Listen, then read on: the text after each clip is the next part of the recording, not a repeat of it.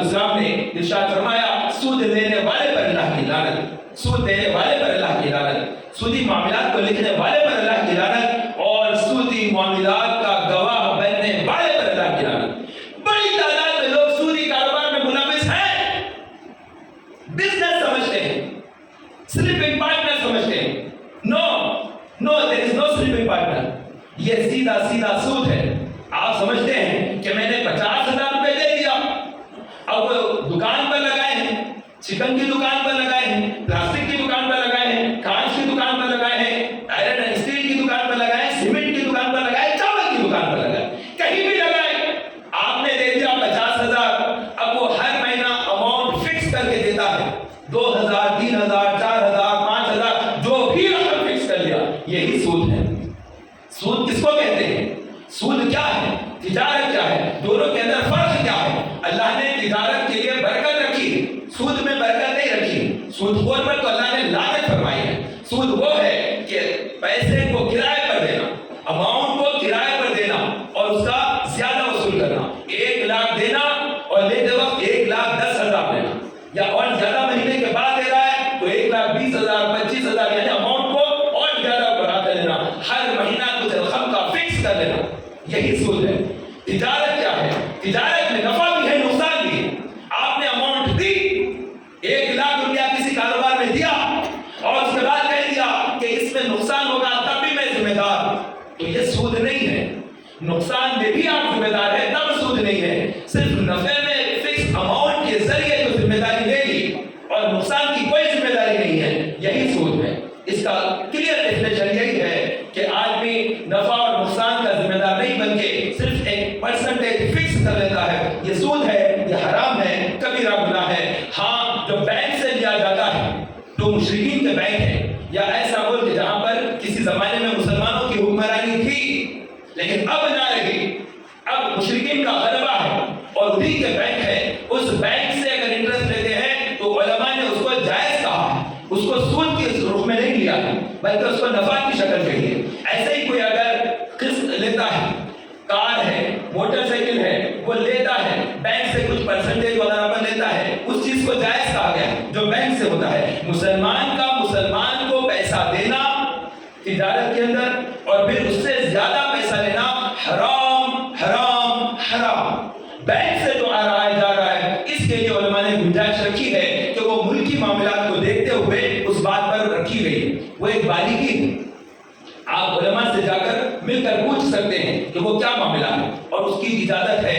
जैसे अक़सात पर लेते हैं, लोन पर लेते हैं, गाड़ी लेते हैं, घर लेते हैं, मोटरसाइकिल लेते हैं, वो शरअन जायज है, उसमें किसी किस्म का गुनाह नहीं है, किसी किस्म की क़बाहत नहीं है। मगर उलमा ने इसके साथ में इतना कह दिया है कि जैसे कोई लाइफ इंश्योरेंस करा रहा और उसके अंदर अमाउंट दे देता है कि हर महीना हर 3 महीने में उसका जो है अमाउंट पे करना होता है, 6 महीने में कुछ अमाउंट पे करना होता है, ये उस वक्त जायज है जबकि आपको यकीन हो कि आपका पैसा आता रहेगा और हर 6 महीने में आप अदा कर सकते हैं। अगर आपको नहीं मालूम कि आगे आएगा नहीं आएगा, कोई परमानेंट जॉब नहीं है, कभी ठेले पर यहाँ काम कर लिए, कभी वहाँ कर लिए, मुश्किल है कि आइंदा फिर पे कर सकेंगे नहीं पे कर सकेंगे, तो वो प्रीमियम पे करना होता है, वो नहीं कर सकेंगे, तो अमाउंट जो पहले से भरे थे वो नुकसान में चले जाएगा। तो शरीयत मुहम्मदिया को ये गवारा नहीं है कि मुसलमान नुकसान उठाए, शरीयत मुहम्मदिया को ये बात गवारा नहीं है कि मुसलमान खसारे में पड़े। इसलिए उस चीज को नाजायज कहा गया है कि आप प्रीमियम जो हर 3 महीने या 6 महीने में आता है वो नहीं कर सकते। 10 साल का 5 साल का इस तरह से कुछ साल फिक्स किए जाते हैं, तो उस वक्त वो जायज नहीं है जब आप अधूरा छोड़कर खसारे में पड़ते हैं। उस वक्त जायज है जब आप पूरा उसको हासिल कर सकते हैं। एक बारीकी है, लेकिन जनरल बात यही है कि इन चीजों से जो मुश्तबा चीज है उससे बचना चाहिए। हराम क्या है, हलाल क्या है, मशकूक क्या है, 3 चीजों के बारे में आसानी से मैं समझा दूं। एक प्लेट, उसमें खाना रखा हुआ है, चावल खाना प्लेट में रखा है, बीच में एक कतरा सख्त तरीन जहर का डाल दिया गया है, वो उतना हिस्सा खाएगा हलाक हो जाएगा, खत्म हो जाएगा, मौत है। ऐसा खतरा है जहर का जो बीच प्लेट में। अब जो अतराफ में जो प्लेट में है खाना वो सब का सब हलाल है, वो बीच में जो रखा है वो हराम है, और वो हराम और वो कोने कोने का जो हलाल, इन दोनों के दरमियान का जो खाना है वो मशकूक है कि जहर का असर आ भी सकता نہیں بھی آ سکتا ہے، شک ہے اس کے اوپر، لیکن جو بیچا بیچ میں ہے کھانا اس کا یقین ہے کہ نہ یہ تو کھائیں گے تو مر جائے گے۔ تو جو نیک لوگ ہوتے ہیں، جو صالح ہوتے ہیں، جو اللہ والے ہوتے ہیں، وہ مشکوک سے بھی بچتے ہیں، وہ کہتے ہیں کہ نہ مشکوک بھی نہیں، تو ان کے درجات بھی اللہ تعالیٰ ویسے ہی بلند کرتا ہے۔ یہی ہے تقویٰ، یہی ہے پرہیزگاری۔ اور اللہ کے نبی علیہ السلام نے ارشاد فرمایا تقویٰ کیا ہے، میں آپ کو بتا دیتا ہوں۔ متقی کون ہے؟ اللہ کے نبی علیہ السلام نے ارشاد فرمایا میری امت میں متقی وہ ہے جو فرض کو پابندی وقت ادا کرے اور حرام سے خود کو بچائے۔